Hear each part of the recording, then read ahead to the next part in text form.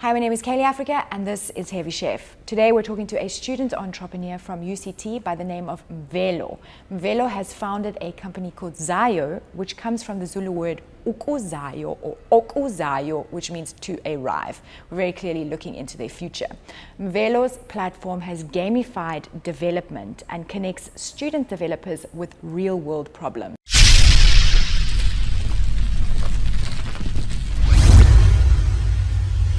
Okay, Mvelo, thank you for your time today. You're going to need to tell me exactly how to say the company that you founded. Zaio. Zaio, and can you spell that for me? Yeah, Z-A-I-O. Z-A-I-O. Where did the name come from? So we're actually looking for a name, but the name itself is taken from the word Zaio. Cool. Which means the future in Zulu. So what we did is we took out the Ogu and then changed the Y to an I. So in Diasa it's Kos. Okay, so I can understand yeah, Zulu. Yeah, okay. Okuzayo, you say? Okuzayo, yes. Okuzayo, and then it's Zaio. Cool. Yeah, Zaio, yes. And tell me, what does Zaio do? So Zaio, so we help students essentially get more employable, well, developers, cool. Essentially. So we have a whole learning journey on our platform. Cool. It's gamified for them. In the first level, they learn how to code.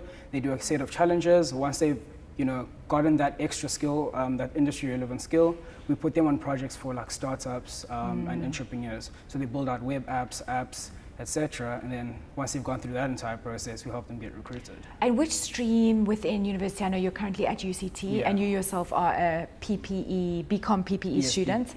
Which stream are the developers coming from? Is it both ComSci and IS?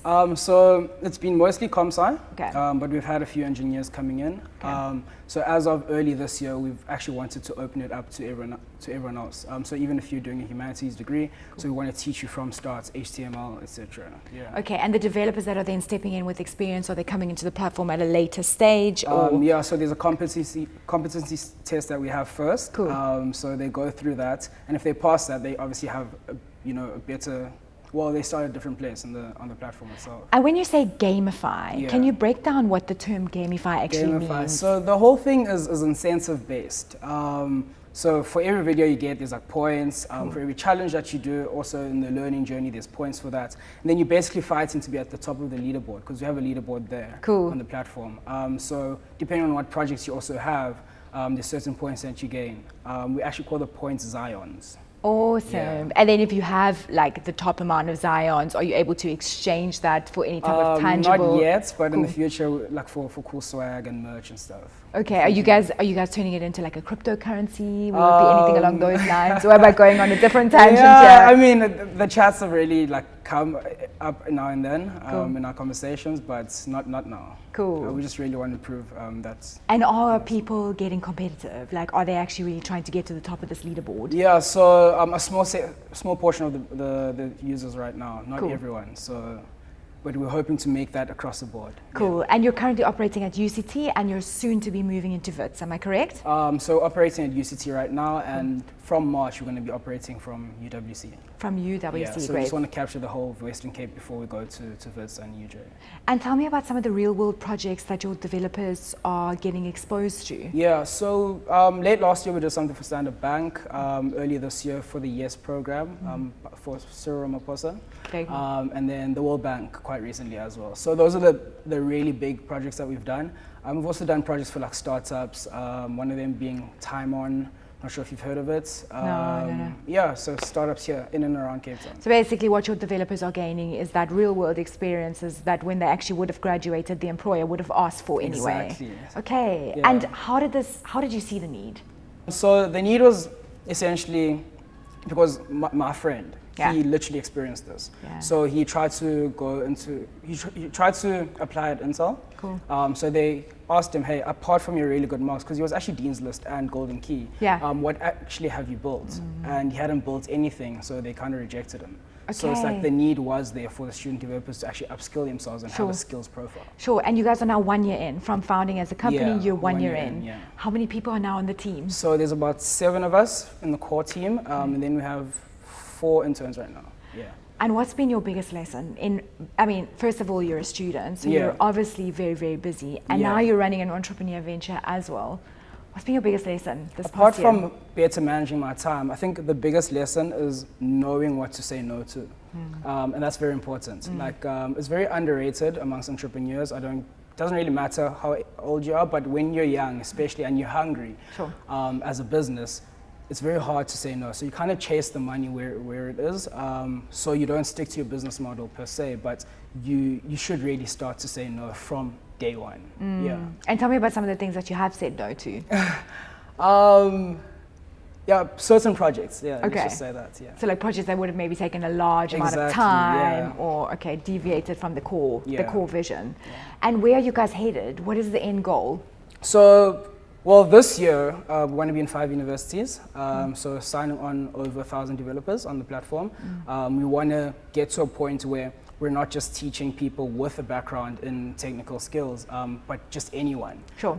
And we starting now, obviously, with adults, but we want to move to younger ages. Great. And then from that, it's just creating a sort of free online school for people to learn how to code. Yeah. And then from there, they can better their skills by building real-world projects. And you guys have created all of the course material. So you're physically creating we're it. using open source material right now. Okay. So we do plan to create our own material. Yeah, but that's smart. I mean, that's an entrepreneurial move, right? It's a great concept that you guys have going. And I think the next question is like, are you seeing quite a few women come into the program? Yes, actually. So we've partnered with Women in Computer Science at UCT for exactly that reason.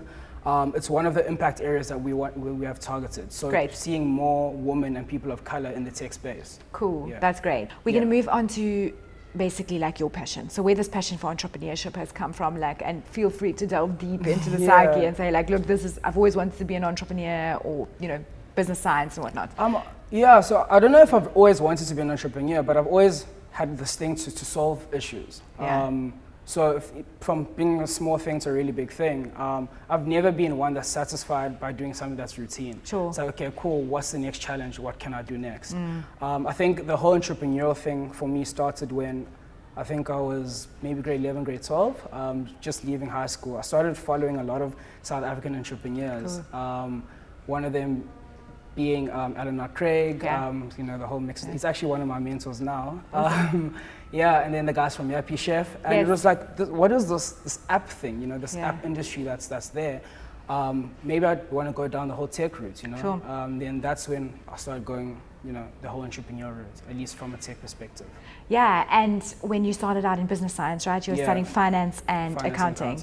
And did you move away from that because you didn't find that it was entrepreneurial whatsoever? Like, it didn't expand me as a person. It didn't challenge me as well. Yeah. I just thought I wasn't thinking. I was doing a lot of routine things, which is not really good for me. And now you're doing politics, philosophy, and economics. Yes. And what of the three do you think is your favorite subject? Definitely economics, but I really did love the philosophy part of it. So that's not my core major, but Cool.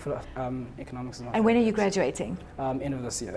You graduate end of this year, Yeah. okay. And you're going to keep then running the business that you have started a year ago? Yeah, definitely. Okay. So 2 of our founders have graduated, so we're actually paying them salaries now. Yeah. Okay, so they're already out of the mix. Yeah, Okay. it's already out of it. And I think, how have you balanced your time? Because Yeah. being a student, I did business science at UCT, and it was a lot of time demand. You didn't Definitely. necessarily need to sit in the lectures, as I spoke to our previous person that sat in your space, because he said Yeah. he didn't actually go. But it's a lot of time. How are you balancing the two? I think my colleagues would also say the same, give the same answer I give now. You choose when to go. So if your lecture's recorded, you don't need to go there and then. You can watch it in the evening at twice the speed. Also, there's a lot of time that you use moving between lectures as well. So it helps if it is recorded itself. But also, a lot of the content you can self-teach yourself.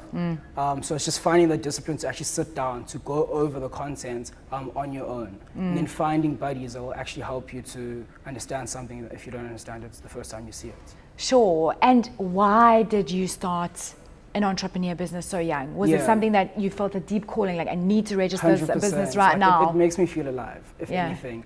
I really don't think I'd be doing anything else. There's just this burning desire inside of me to actually just start something, And I mean, it's not the first business I've started at UCT as well. Second, maybe third one? Yeah. And was it all in the tech space? Yes, all in the tech space. The first one is actually hardware. Okay. Yeah.